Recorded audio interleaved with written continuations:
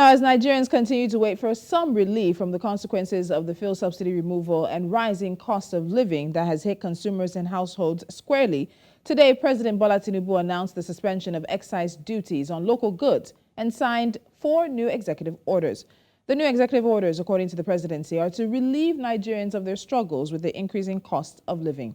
Alaje, Economist and financial analyst, joins me now on Politics HQ to get into the orders and, of course, the suspension, I think, which is at the heart of what many people seem to be celebrating. Paul, welcome to Politics HQ. Thank you so much for joining me.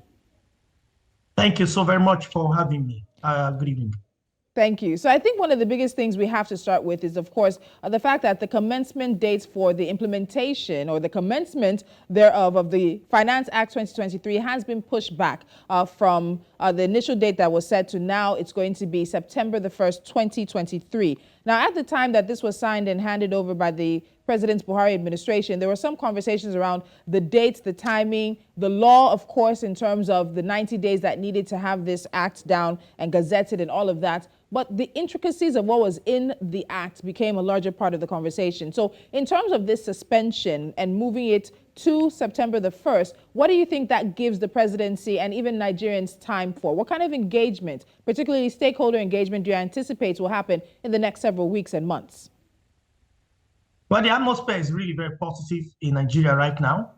Many people are of the opinion that the president has taken the right decision regarding allowing the commencement date to be postponed at least by a quarter.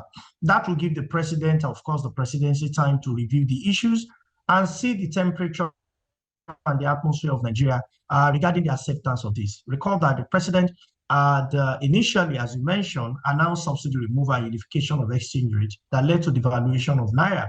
That, of course, has pushed up a lot of costs regarding what is applicable in Nigeria. So cost of living has increased, living standard of people are dropping sharply. The government must also go head-on with taxes, either you call it excise duty, personal income tax, corporate income tax. It's going to make Nigerians to be in an uncomfortable position. And I think the right thing to do now is to find ways or means of reducing the impact of inflation on Nigeria. Yes. You know why that is important? 2023 revealed that Nigeria has thrown 4 million people into poverty already between January to May alone. That's what the World Bank is saying. And the World Bank is also adding that if government don't quickly roll out plans to alleviate poverty and to do something about a cushioning of subsidy removal, 7.1 million people may also be thrown into poverty by the end of the year. That is, we may be having 11 million people plus over 89 million people in poverty. That means about 100 million people living in poverty, and the UNDP and National Bureau of Statistics says 133 million people are living under multidimensional poverty. President Tinubu seems to be listening to the temperature and recommendation coming from professionals and international community. That may be the reason why he's taking this decision to reduce the impact of pressure, further tax increases, and so on and so on. I can tell you, I'm not sure, but from the body language of the presidency, it appears the authority would want to listen and see what would be the best time, so that the effect of the first one that has led to high inflation, and we are still expecting more in the coming period, will not put our people in a complete tight corner where they have a lot to deal with. So this has already been signed into law by former President Muhammadu Buhari and was signed on May 28th. So what we're looking at is law. So yes, we might be saying we are suspending the commencement, but for us to be able to change some of the things inside the Finance Act in particular, we would need to amend the law. And some of the things inside the Finance Act, of course, include the Capital Gains Tax Act as well, even having a statement on digital assets, which many people did find interesting, given that the CBN as at that time had still had a ban on crypto, and which we have not heard has been changed. We also have relief for capital losses. There's the Company Income Tax Act as well. There's there are just so many things inside this Finance Act 2023. So it can't just be about simply suspending the commencement of the act. And I need us to get to really to emphasize that point. What do we expect to see amended? Because yes, we might give Nigerians relief now, but what are the changes Nigerians still need? Because this act itself proved to be very, very controversial. So what amendments do you think we should be expecting? Yes, what amendments do you think we should be expecting between now and the commencement that's been put to September? Well, the reality of President Buhari is completely different from President Tinubu. President Buhari seems to run a socialist-based economy where he did not take some tough decisions, and I will not blame him because many other presidents found it difficult to take some decisions.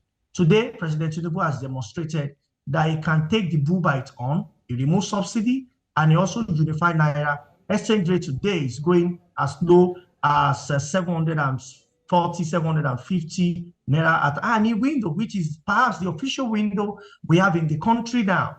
So here is it. If you are bringing any act at all that will further reduce people's disposable income, the laws are made for people. The people are not made for the law. What I think we will see in the coming period is that President Tinubu sending it back to the National Assembly.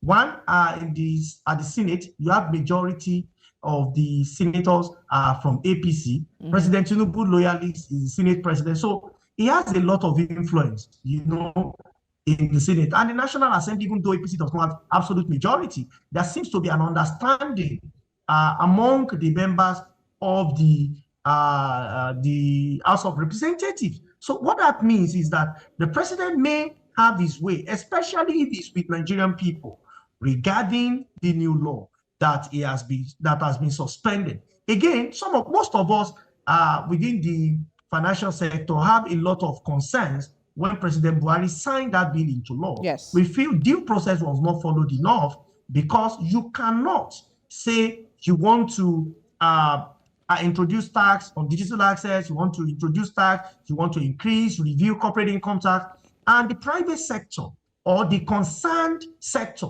or practitioner within the sector were not properly consulted. And this is what we've always said. Yes, it is the duty of government to collect tax. It is responsibility and duty of citizens to pay taxes. But you see, there are also guidelines, principle of taxation.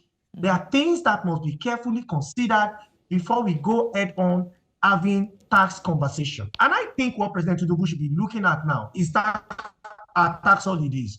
I don't know how much time I have, but I can tell you, those who are earning less than 60,000 Naira today, their income worth nothing. As a matter of fact, when you calculate what inflation is as average in 2021, 2020, 2021, 2022, 2023, if you leave the 3 years, the later 3 years, which is 2021 to 2023, inflation is an average of 20% plus. The implication, you get a new job at 250,000 Naira, 1st of January 2021, by December 2023, that 250 is now equivalent of 100,000 Naira alone. These are not my figures. Wow. National Bureau of Statistics said so. What does it mean? Should we therefore continue to increase taxes? Will we further make income of people lean? What therefore is an alternative that President Tinubu should do? Which I think this is the beginning of those things we think he should do. I tell you, what we need to do is to announce tax holidays. Anyone earning less than 70,000 Naira in Nigeria should not pay taxes. It should be free because they are part of the bottom Nigeria. If you're earning 30,000 Naira, in fact, some states, I tell you, more than 10 states are finding it very difficult to pay 30,000 Naira. Minimum wage. To think of it. 30,000 Naira minimum wage means people are living at the bottom part of poverty. Wait, poverty means you are earning less than $1.90.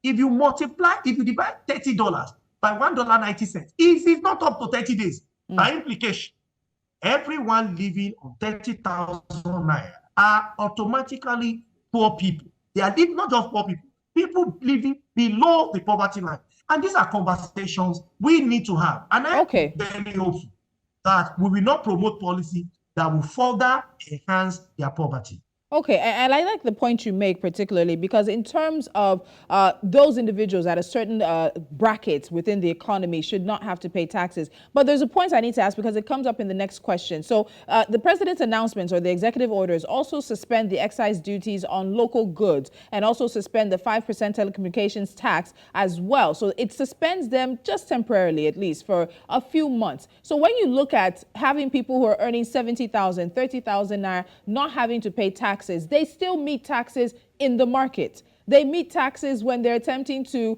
buy credits or data onto their phone. So how do you, particularly with this segment of people that really do need protection and the most help, the most vulnerable in Nigeria, which comes back, especially when you're looking at the fuel subsidy removal and the rising cost of living, how do you protect that category of people if you are not able to meet them where they meet the taxes? Yeah, so here is it. We don't have one tax in Nigeria. If you're an individual, anytime you buy commodities that is vatable, you pay VAT. That's value added tax. If you have a company, you pay company income tax. If you are earning, you pay personal income tax. If you perform a service, you'll be charged withholding tax. The lists are endless. If you are a bit, should I say unfortunate or fortunate? I really don't know the right language to use on television. But if you have a truck, an articulated vehicle, you will pay up to 65 taxes. So if you are saying the president should announce that, should speak with government, because personal income tax actually is collected by state governments.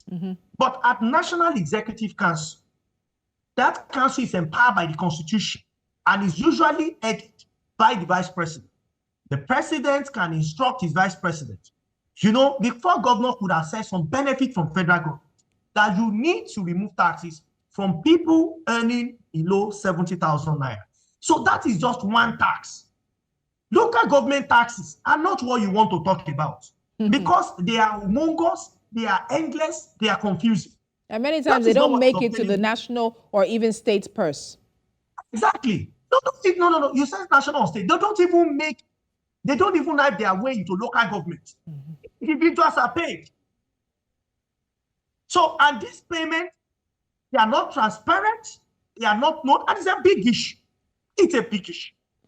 So, but if you compare what is applicable in another environment, for instance, United Arab Emirates, that is not the way taxes are paid.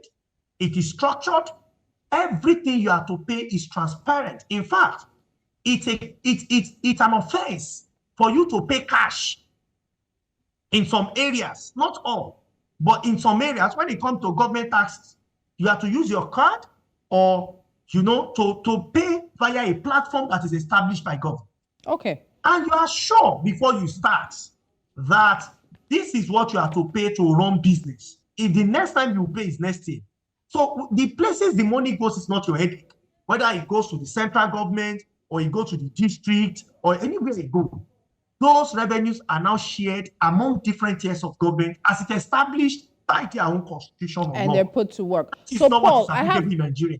Time is not with us, unfortunately. I have two questions and I'm being told right now I have just about 4 minutes. So about a minute and a half for each question, but they're very primary questions to this conversation. One of the biggest questions now is how much relief do you think the decisions that the president has made today can bring to Nigerians, particularly in the situation that we find ourselves? A minute and a half so I can get to my next question.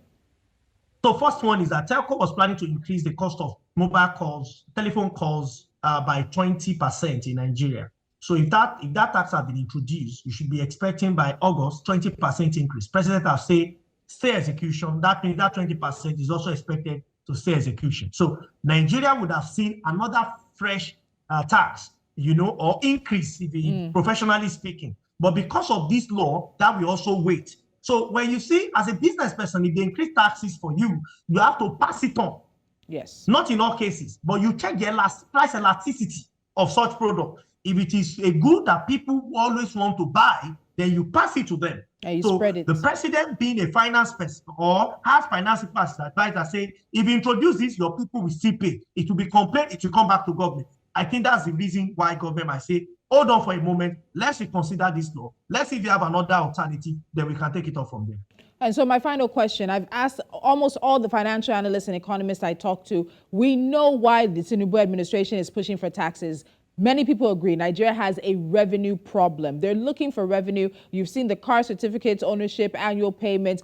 We've seen the move to also bring in taxes from the informal sector. At the end of the day, this is because the country has a revenue problem. And the space is quite limited. Fiscal movement, of course, as well as monetary movements is quite limited for the presidency and this administration. What other options are there besides just putting more taxes on Nigerians?